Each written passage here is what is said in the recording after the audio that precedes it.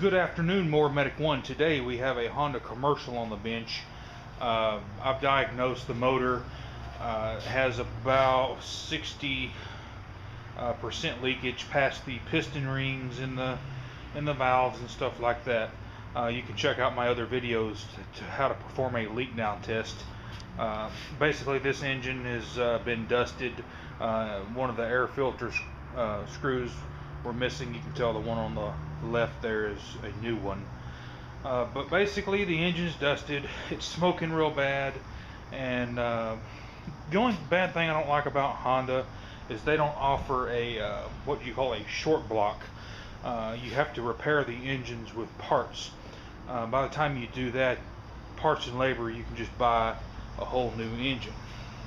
So what we're going to do, we're going to replace this engine on this Honda right here, and we'll see how it turns out.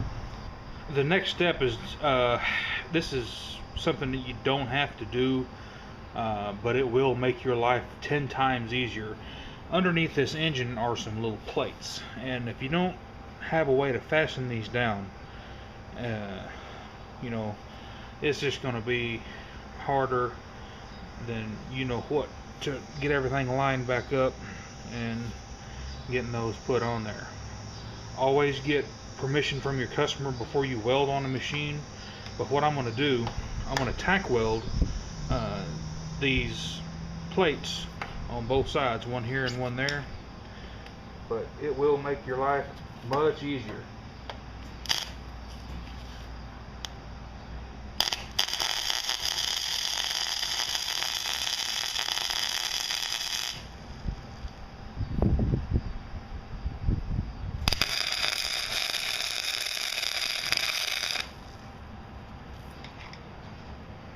Once you get those plates tack welded, you can remove the engine, and those will stay in place. Go ahead and flip the motor onto its side with the carburetor facing up, and go ahead and drain the oil.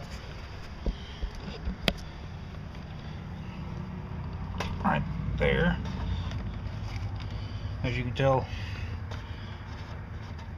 for lawnmowers, I like to use just a oil can with the side cut out of it. It's perfect for this. Lawnmowers hold 20 ounces, and these containers are 32.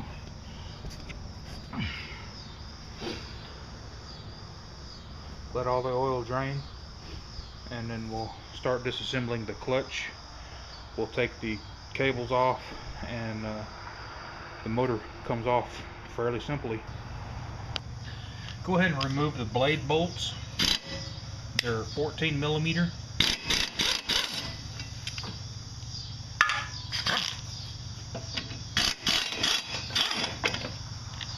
Set your blades out of the way. Go ahead and remove the center blade clutch bolt.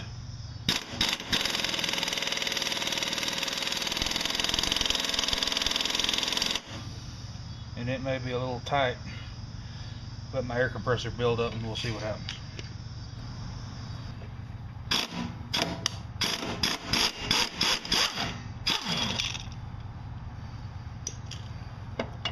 Go ahead and remove your clutch.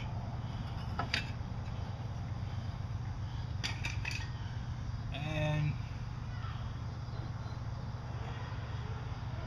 the clutch plate. Do not lose the keyway. Now, the next step we're going to do is we're going to remove the 3 bolts that hold on the pressure plate holder, and those have got springs on them, and they will come flying out if you're not careful. So just careful. See how that's got a spring on it. Keep your springs and your bolts together. That way you'll know where they go back.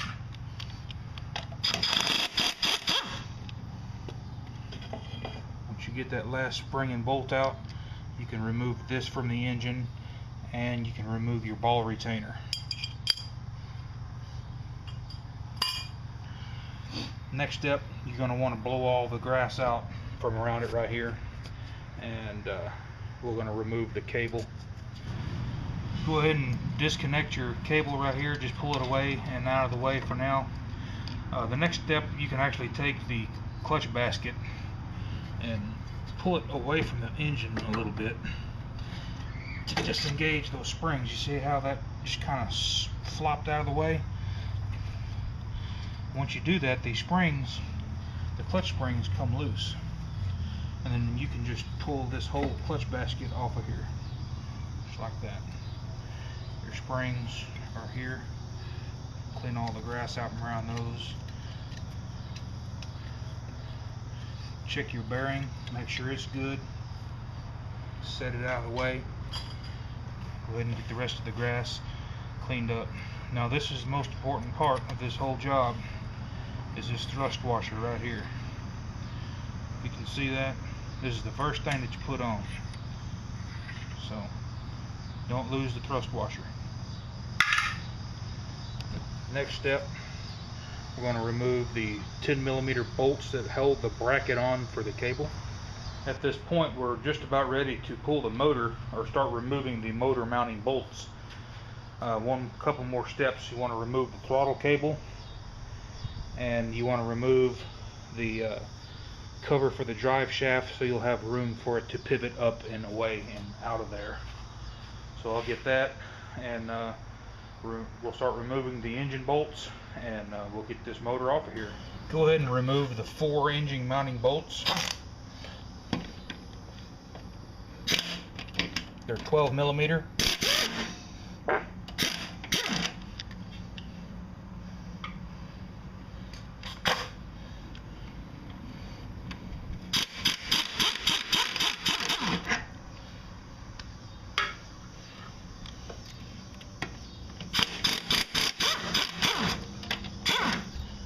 Once you get that last bolt out, it may be helpful to have somebody on the other side to help hold it.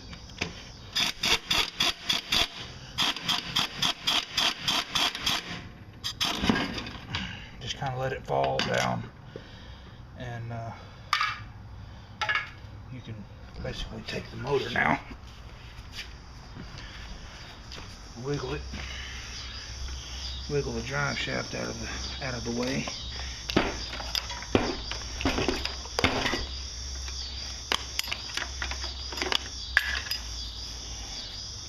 It's got so much grass built up on it, it may not slide out. Should though. There we go, right there.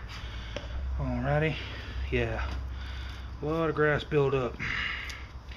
But anyway, motor's off, and we'll unbox the new one here in a minute, and we'll start putting her all back together. See what I mean about the plates that I tack welded on? They staying in place. Otherwise you'd wrestle the fool out of those things trying to get them lined up as you're putting the motor back on.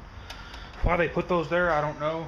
Maybe it's a deck stiffener, but go ahead and get your drive shaft, and we're going to go ahead and stab it back onto the transmission and slide it all the way back, and then when we're done, we'll just stick it on the engine and put the pin through it, and we should be good to go. Alright, so now we're going to go ahead and stab the motor back to the cutting deck. The reassembly is going to be the exact opposite of the disassembly. So let's go ahead and we'll mount the engine using our 4 12mm bolts. Go ahead and install your thrust washer.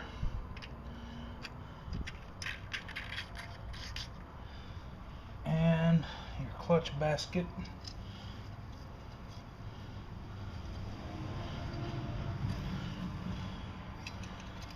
The trick to this is to get the springs hooked on first.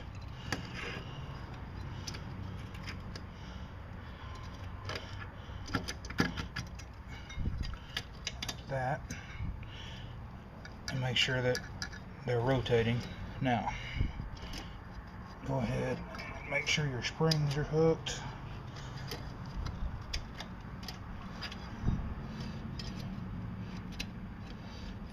like that, and turn this whole assembly and push it in, and it should stay. What you're doing, you're loading these springs on each side, and then the clutch stop holds it in place until you have time to put the cable back on it. Go ahead and install the clutch basket holder. Some people call it a roto stop brake, but this is the thing that we took off a while ago with the bolts with the springs. Just get those cinched down.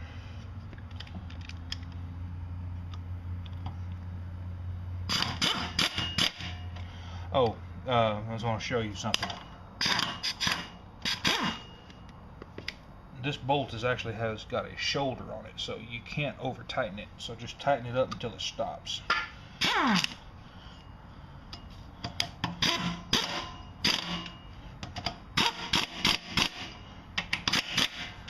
Like I got that right to there. Next step, go ahead and install your keyway. And I know I got it because I put it in my magnetic tray.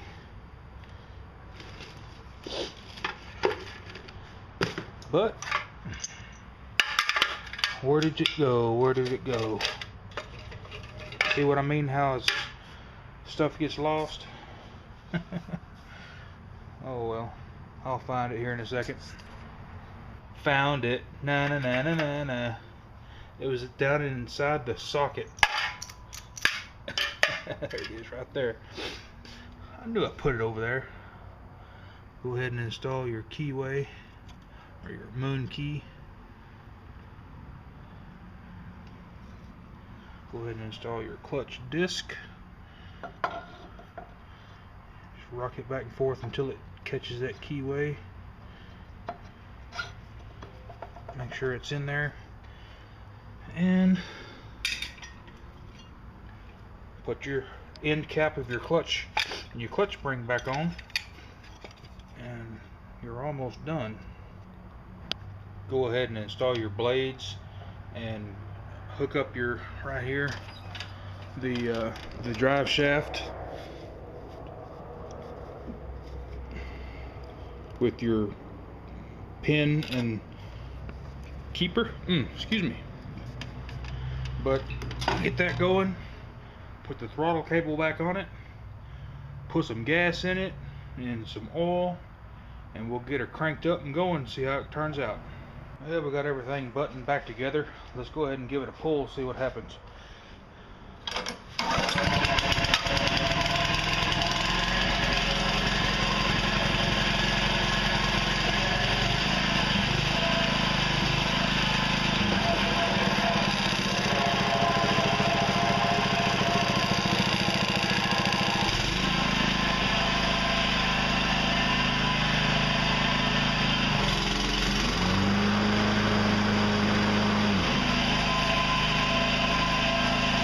Good.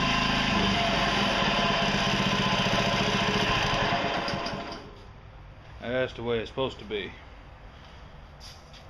10W30 and just regular grade gasoline, and keep the air filters clean on these engines and the spark plugs and the oil changed. And these commercial Honda engines should practically last forever, but just a little bit of lack of maintenance on one will just completely eat them up from the inside out. But if you have any questions about Honda mowers, let me know. Mower Medic 1. Y'all have a good day.